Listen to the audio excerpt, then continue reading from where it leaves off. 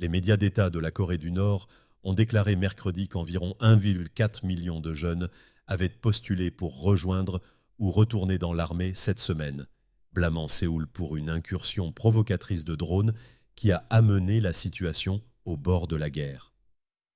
La rhétorique enflammée survient après que la Corée du Nord a accusé la semaine dernière Séoul d'avoir envoyé des drones qui ont distribué un grand nombre de tracts contre le Nord, au-dessus de Pyongyang. Le pays isolé a ensuite fait sauter des routes transfrontalières et des lignes ferroviaires de son côté de la frontière et a averti que le Sud paierait un lourd prix.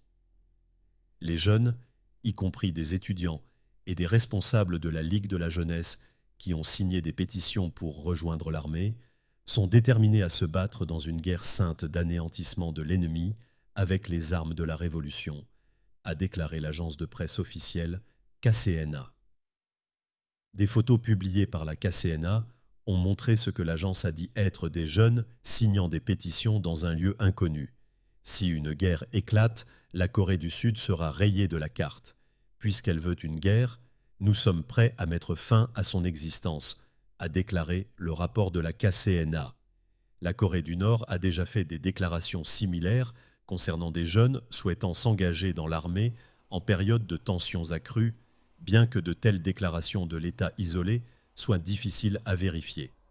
L'année dernière, les médias d'État ont rapporté que 800 000 citoyens avaient demandé volontairement à rejoindre l'armée pour lutter contre les États-Unis. Selon les données, la Corée du Nord compte 1,28 million de soldats actifs et environ 600 000 réservistes, avec 5,7 millions de réservistes de la Garde rouge des travailleurs et des paysans parmi de nombreuses unités non armées.